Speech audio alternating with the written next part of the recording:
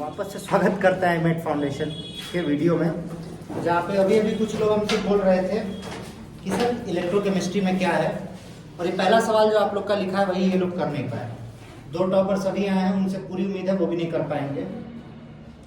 तो ये क्वेश्चन एक बार रिपीट करते हैं और इस क्वेश्चन को बताते हैं, क्योंकि लोगों का क्लेम है कि इसका फॉर्मूला हम नहीं बताएं।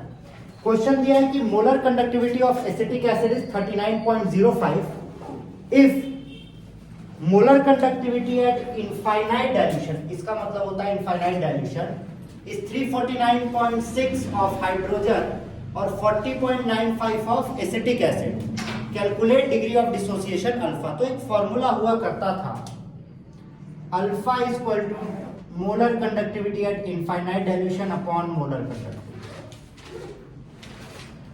Sorry molar conductivity at zero dilution and infinite dilution. ये इनफाइनाइट डाइल्यूशन, ये फॉर्मूला लिखवाए थे ना। तो ये गिवन है हमें 39.05, इसको लिख दो 39.05। ये दोनों इनफाइनाइट है भाई नीचे। हाँ, नीचे वाला इनफाइनाइट है, ये कोलराउस लॉ से निकलेगा।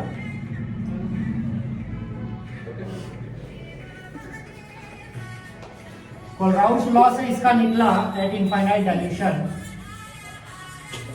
मोदी जी का फोन,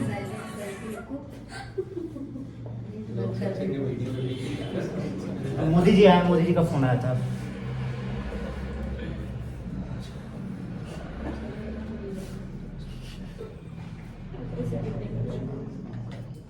यही आएगा, यही आएगा ना। और इसको डिवाइड कर लो, ये एंट्रेंस एग्जाम में भी बहुत आता है। तो ये डायरेक्ट आएगा कितना, 0.1। सिंपल सा क्वेश्चन था,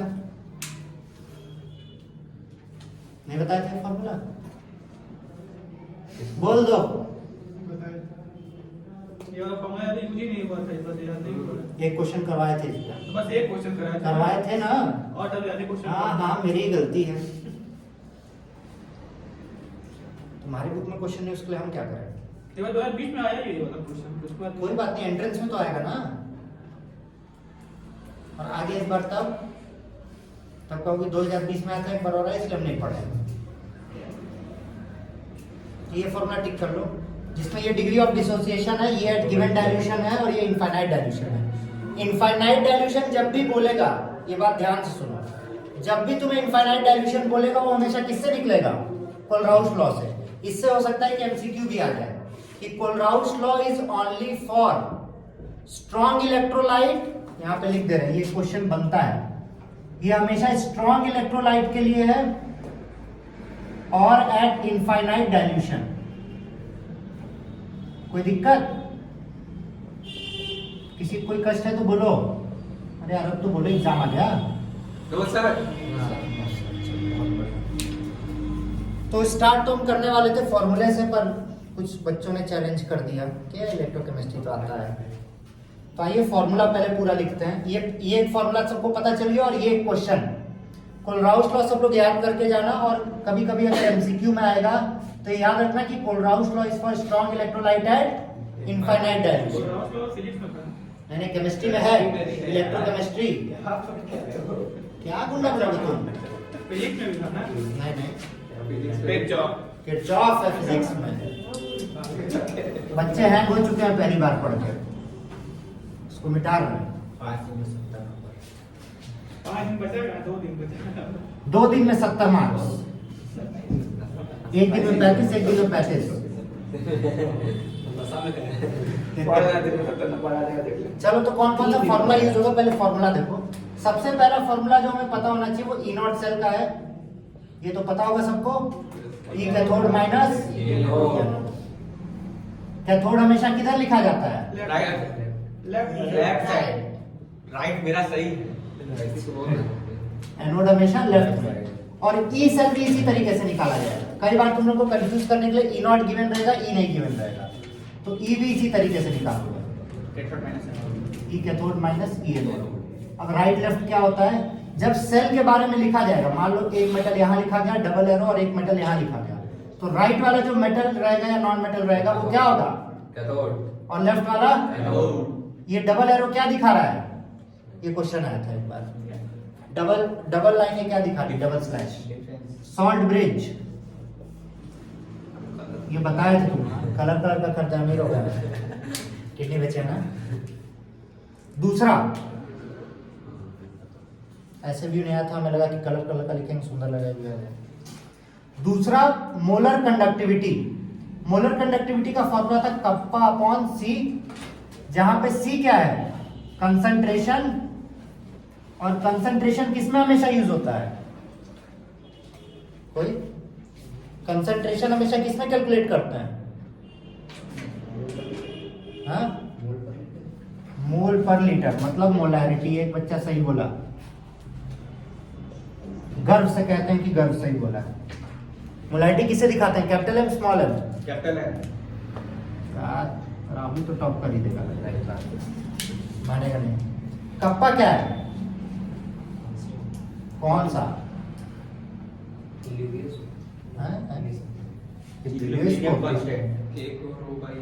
K equal to 1/c, conductance का कांस्टेंट है।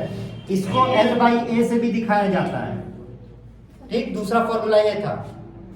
तीसरा फॉर्मूला जो इस्तेमाल करना है वो नॉन्स इक्वेशन का करना है। E cell is equal to E nought cell minus 0.059 marker धोखा दे दिया मैं, अपॉन n। ये n बताएगा टोटल कितना इलेक्ट्रॉन लूज हो रहा है। सुनो इधर ध्यान दो, अगर इस वाले में इलेक्ट्रॉन 2 लूज हो रहा है, बता तो रहे हैं इसी सेल से, और एक में 3 लूज हो रहा है, तो इसका एलसीएम ले लोगे 6 हो जाएगा। सर डाउट है सर, पता कैसे चलेगा इसमें कैथोड कौन सा है और राइट में हमेशा कैथोड, लेफ्ट में हमेशा एनोड। अभी तो लिखा है, तुम बता रहे थे इसमें ये जो डबल वाला मतलब वो डबल वाले के राइट में ही तो कैथोड होगा। अभी क्वेश्चन करवाएंगे, कहाँ राइट में कैथोड है, देखो अभी क्वेश्चन करवाएंगे।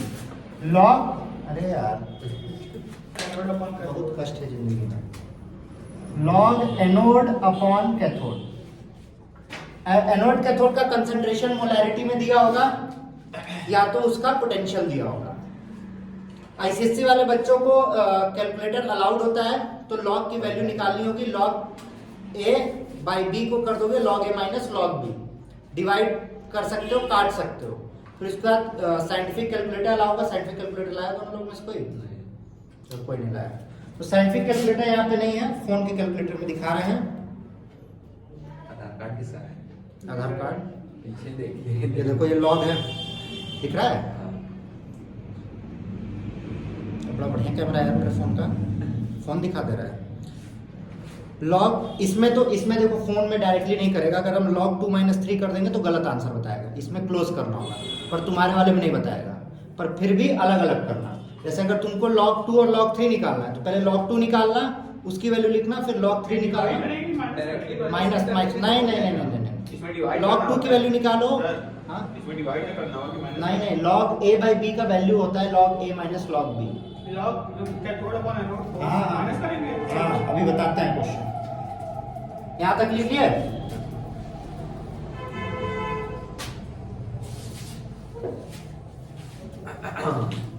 इसमें ही भर दो यार, कोई किसी को समझ ये वाला फॉर्मूला तो अभी हम लोग सीखे हैं, degree of dissociation.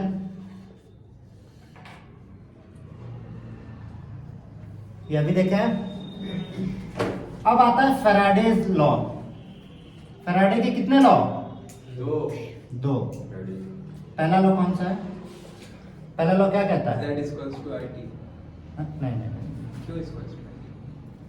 Q is equal to I T कि जेड आई टी। और दूसरा क्या कहता है? M is equal to weight upon 96500। नहीं, ये तो नहीं कहता है दूसरा लॉ। नहीं, आंसर कहाँ पूछ रहे? दूसरा लॉ कहता है कि Q1 by Q2 is equal to M1 by M2 is equal to Z1 by Z2। ये कहता है ना दूसरा लॉ। पहला लॉ कहता है कि कितना इलेक्ट्रिसिटी जा रहा है। नहीं, गलत बता दिए। Mass M is equal to ZIT है। पहला बता रहा है M is equal to ZIT, और दूसरा इक्विवेलेंट वेट, मास और चार्ज का रेशियो बता रहा है। जहां पे z क्या है, देखो z निकालना सीखो। z equal to equivalent weight upon 96500। अब इक्विवेलेंट वेट कितना होता है? Number of moles upon acidity या बेसिसिटी। इतना फॉर्मूला है जो तुम्हारा इलेक्ट्रोकेमिस्ट्री में इस्तेमाल होगा। इसके बाहर से कोई फॉर्मूला इस्तेमाल नहीं होगा। वो भी तो है कौन सा? G equal to minus N F E not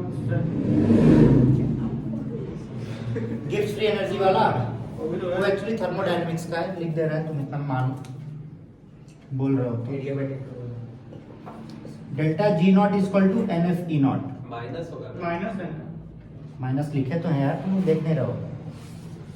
और एक हम लोग आइसोथर्म में पढ़े तो Debye Onsager equation. On सागर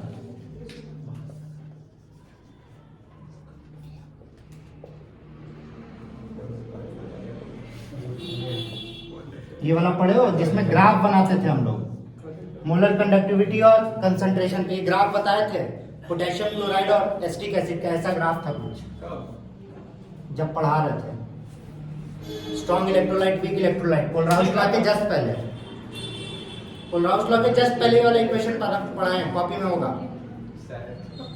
तो अब करते हैं क्वेश्चन। तो सबसे पहला क्वेश्चन जो हम लोग कर रहे हैं वो ये क्वेश्चन कर रहे हैं, ये 2020 का है। कब का है? हाँ 2020 का क्वेश्चन है।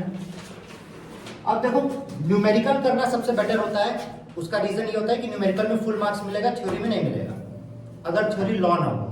और पहला तरीका है गिवन लिखना। तो आइए देखते हैं गिवन क्या क्या है। पहले हमें ये पता चल गया ये क्या है और ये क्या है। बहुत बढ़िया।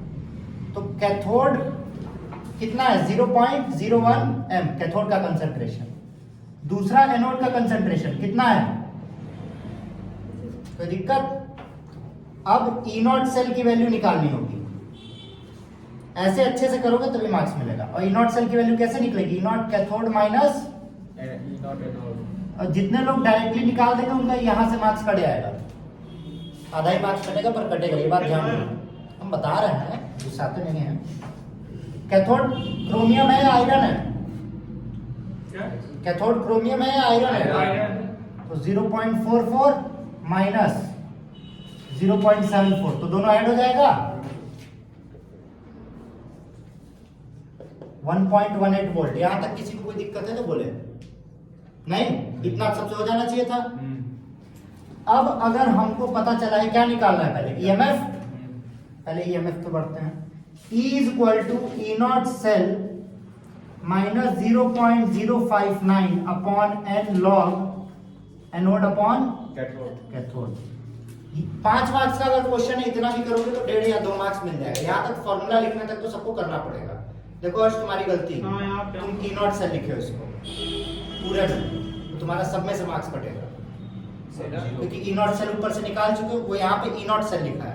ई नॉट बस लिखे। ई ई नॉट है ही नहीं, वो ये भी ई सेल होगा, ई होगा खाली, ई सेल।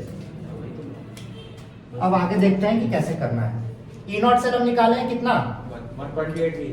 1.18 माइनस 0.059। चलो अमन, अब तुम n पूछ रहे थे। यहाँ पे 3 है, यहाँ पे 2 है, n 6 हो गया। सिंपल सी बात है, एलसीएम ले लिए। लॉग एनोड कौन सा है? अपॉन, यहां तक कोई दिक्कत किसी को? 1.18 0.059 अपॉन 6। अब देखो इसको और अच्छे तरीके से रिप्रेजेंट कैसे करो। इसको डायरेक्ट कन्वर्ट नहीं कर सकते, तो इसको ब्रैकेट में लिखो log 0.1 माइनस log 0.01। ये करोगे तब काम होगा। जैसे तुम क्यों गलत था, समझ में आएगा? log 0.1 की वैल्यू कितनी है बताओ? -1। और log 0.01, तो माइनस माइनस क्या हो जाएगा? +2। और इसका आंसर कितना आ जाएगा? 1.18 माइनस 0.059 अपॉन 6। कितना आएगा आंसर? कैलकुलेट। ये यहाँ पे जो कैथोड एनोड है 0.1 कहां से? ये एनोड है ना, इसका कंसंट्रेशन देखो लिखे हैं, इसीलिए पहले गिवन कॉपी में लिख लो। कॉपी में गिवन लिख लोगे तो पेपर बार बार नहीं देखना पड़ेगा, गलती नहीं होगी। गिवन हमेशा लिख लो। देखो यहाँ पे तुम्हें आर दिया है, आर का कहीं यूज हुआ पर वो दे दिया है। ऐसा कई सारा क्वेश्चन होगा जिसमें कंफ्यूज करने के लिए एक्स्ट्रा वैल्यू दिया रहेगा, उसका जरूरत नहीं होगा। कितना आया ये? कैलकुलेटर यूज करके नहीं कर रहे हो तुम लोग, फट से बताओ कैलकुलेटर यूज करो। लेकिन सही है।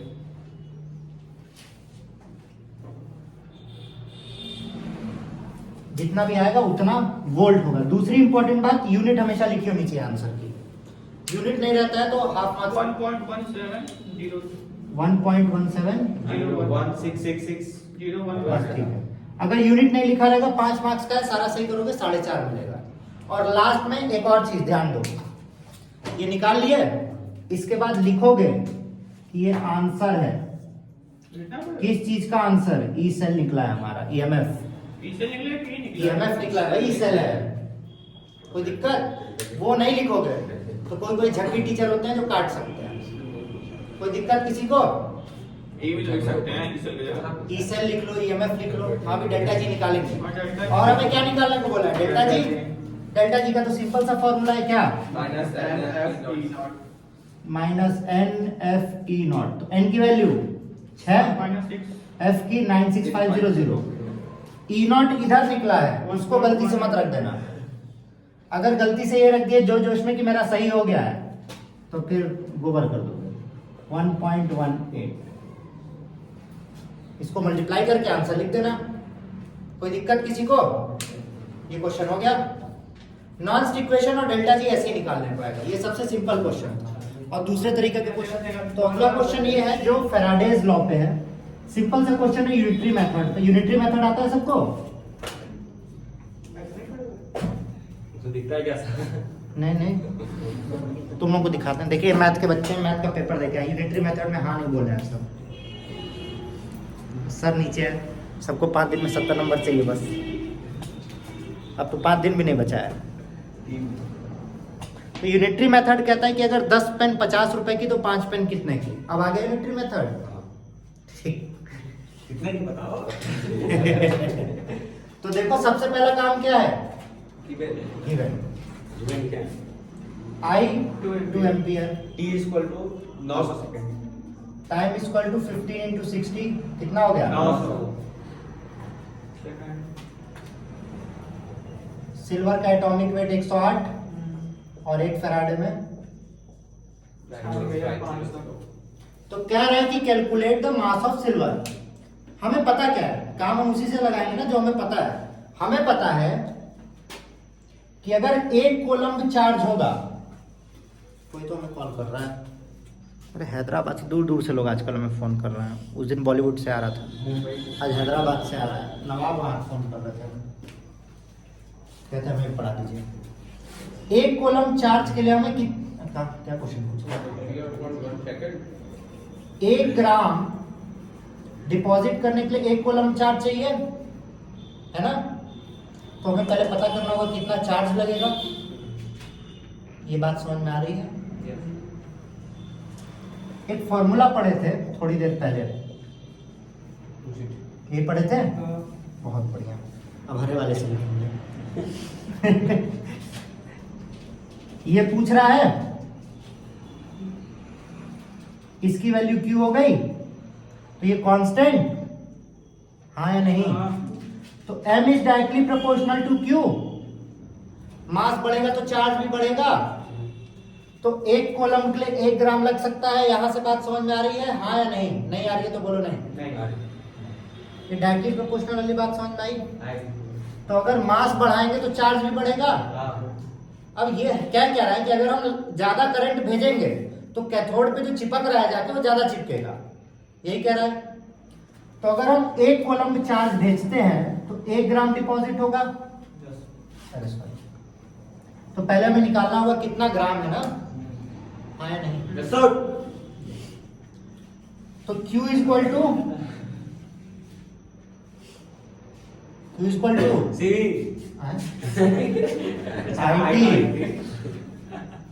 आई कितना दिया है? 2, T कितना दिया है? 1800 कितना हो गया? 1800 कॉलम। एक कॉलम कितना कर रहा था? 1 ग्राम M/Z। हाँ या नहीं? M कितना था? 1 ग्राम। अच्छा 108 108 और Z कितना है? 96500। कोई कष्ट परेशानी नाटक दुख दर्द पीड़ा पीड़ा भी नहीं है? पीड़ा आएगा। चलो, नहीं है पीड़ा तो अच्छी बात है। तो अगर अब लाल से लिखेंगे, अगर एक कॉलम इतना कर रहा है, देखो ये पहला स्टेटमेंट है जिससे क्वेश्चन हो रहा है कि एक कॉलम 108/96500 कर रहा है, तो कितना कॉलम, इतना कॉलम कितना करेगा? मल्टीप्लाई कर दो, हो गया। सिंपल यूनिट मेथड है ना, ये बात समझ में आ रही है? 1802 पर कहें इस फॉर्म 1800 कहाँ लिखा है? 1800 लिखा है। तो है तो नहीं करोगे? 1800 कितना करेगा ये पूछ रहा है। एक कॉलम चार्ज था तो इतना हो रहा था। m is directly proportional to Q, Faraday's first law। बस तो आ जाएगा 2 पॉइंट। हाँ अरे आंसर तो देखे थे। 2.0 अरे यार तुम बता दिए रहते, बता तो रहे। यूट्यूब पे हो जाता कि 23 बच्चे बैठे हैं। 2.104 014 बच्चे देखिए बहुत तेज बैठे हैं, डायरेक्ट कैलकुलेटर। ये आपका आंसर, ये फैराडेज लॉ है। फैराडेज लॉ डायरेक्टली ऐसे ही होगा, मास निकालोगे चार्ज निकालोगे, चार्ज चेंज करेगा मास चेंज हो जाएगा यूनिटरी मेथड से। Snake charmer.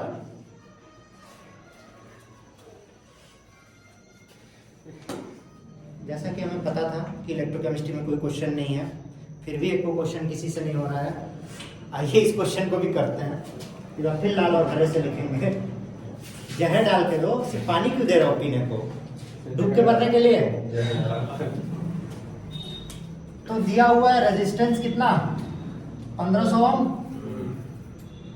मोलैरिटी दी हुई है 0.001। अच्छा 1 0 कम कर दिया हमने। और कंडक्टिविटी दी हुई है। कंडक्टिविटी किससे दिखाते हैं? के से, कप्पा।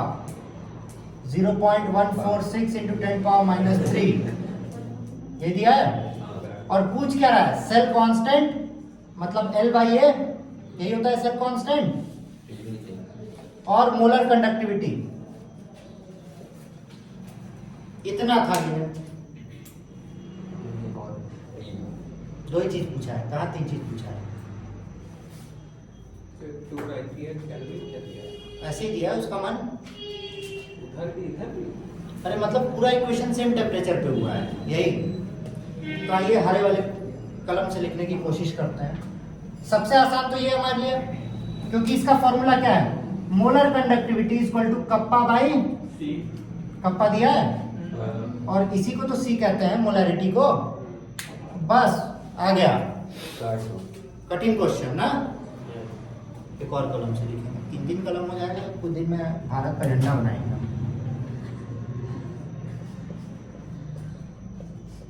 व्हाइट है, ब्लैक है मेरे पास, ऊपर केसरिया, नीचे हरा है। हाँ बन गया।